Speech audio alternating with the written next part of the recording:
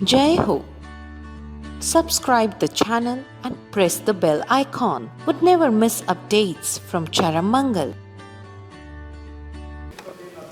जय हो।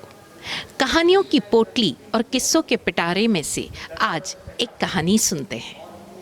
हुआ यूं कि एक राजा जो चित्रकला का बेहद शौकीन था, एक बार उसका मन हुआ कि मैं अपने राज्य के चित्रकारों को उनके चित्र के लिए पुरस्कृत करूं। विषय क्या दूं? बड़े सोच विचार के बाद उसने अपने राज्य और आसपास के राज्यों के चित्रकारों के समक्ष एक विषय रखा, शांति। एक ऐसा चित्र जो शांति को दर्शाता हो। दिन निर्धारित हुआ और निर्धारित दिन तक राजा के पास हजारों प्रविष्टियां पहुंच गई। आखिर राजा से पुरस्कार कौन नहीं पाना चाहेगा, और पुरस्कार से ज़्यादा आवश्यक होगा कि वो राजा उस चित्रकार को वो सम्मान दे, वो प्रतिष्ठा दे। हर चित्रकार अपनी कला को प्रतिष्ठित करना चाहता है। इसी क्रम में राजा के पास कई प्रविष्टियां पहुंच गई। अब आया निर्णय का दिन। राजा ने उन सारी ही प्रविष्टियों में से 2 प्रविष्टियों को चुना, यानी 2 चित्रों को चुना, और फिर उन 2 चित्रों को चुनकर भरे दरबार में अलग अलग लगा दिया। आखिर निर्णय पूरी जनता वेट कर रही थी, उसके लिए इंतजार कर रही थी। खचाखच भरा हुआ था दरबार। पहला चित्र एक ऐसी शांत झील का चित्र था जिसका पानी इतना शांत कि उसके आसपास खड़े बर्फ से ढके पहाड़ मानो दर्पण की भांति उस झील में दिखाई दे रहे हो। झील के अंदर तक के पेड़ पौधे एकदम साफ दिखाई दे रहे थे। ऊपर नीला आसमान था जिसमें रुई के समान बादल दिखाई दे रहे थे। पेड़ मंद मंद पवन के साथ हल्के हल्के झूमते दिखाई दे रहे थे, फल और फूलों से लदे।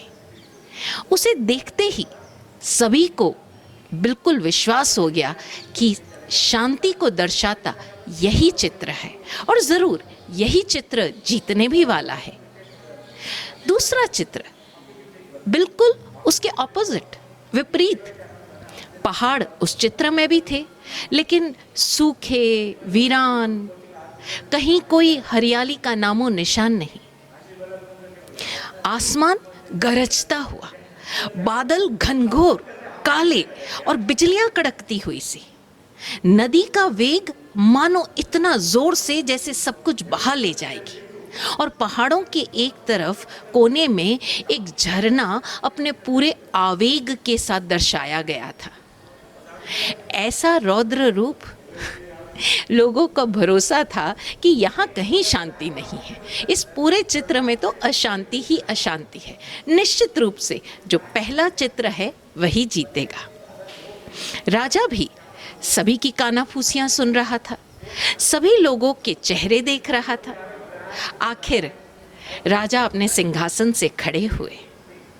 लोगों को समझ आया और चारों तरफ एक शांति छा गई। पेन ड्रॉप साइलेंस कि अब पुरस्कार की घोषणा होने वाली है। जो पहले चित्र को जिसने बनाया था, वो चित्रकार बिल्कुल कॉन्फिडेंट था।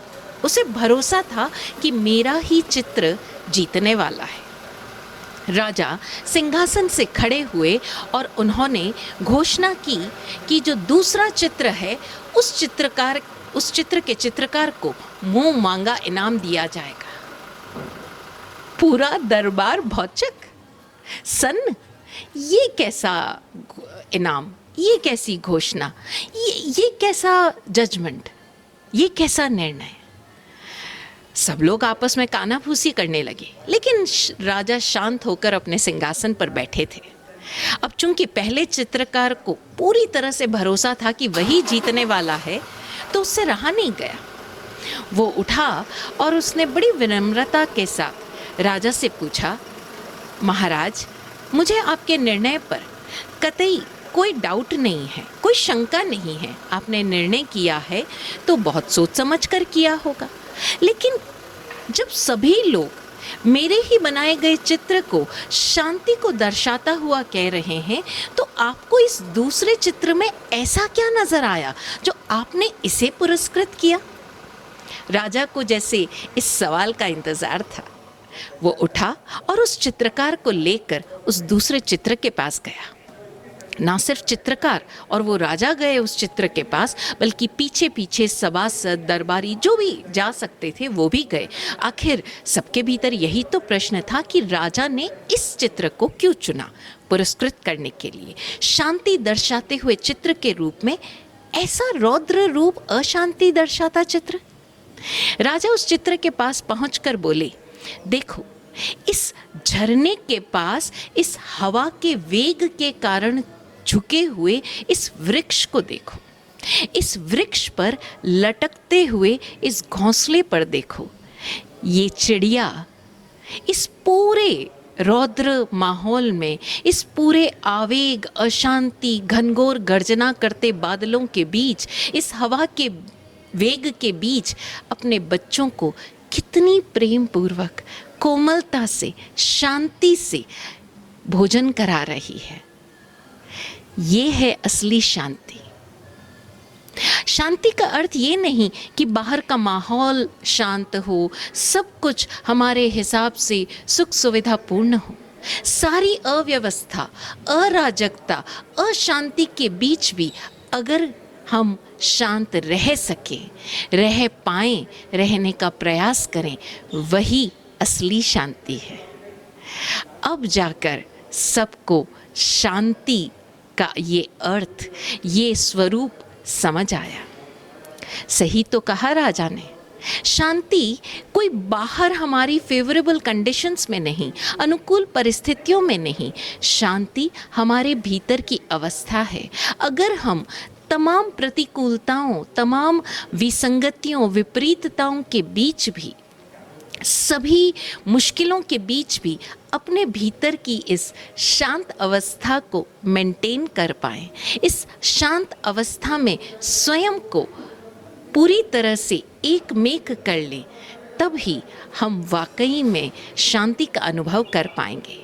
लेकिन होता यही है कि हम शांति बाहर ढूंढते हैं। हमें लगता है कि हम किसी पहाड़ी इलाके में नदी के किनारे जाएंगे तो हम शांत हो पाएंगे। हम किसी समंदर के किनारे जाकर डूबते हुए सूरज या उगते हुए सूरज को देखेंगे तो हम शांत हो पाएंगे। हम कोई बहुत सुमधुर संगीत सुनेंगे तो हम शांत हो पाएंगे। लेकिन अगर हमारे भीतर शंकाएं हैं, आवेग है, विचलन है, तो बाहर का कोई भी शांत माहौल, कोई भी शांत रागिनी हमारे मन को शांत नहीं कर पाएगी।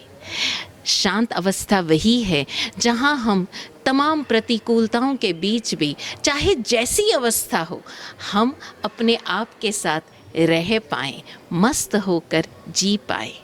प्रयास हम भी कर सकते हैं। राजा के इस कथन को हम और गहराई से अपने जीवन में उतारने का प्रयास करें, एक्सपेरिमेंट करें, आपको अनुभव ज़रूर होगा। जय हो।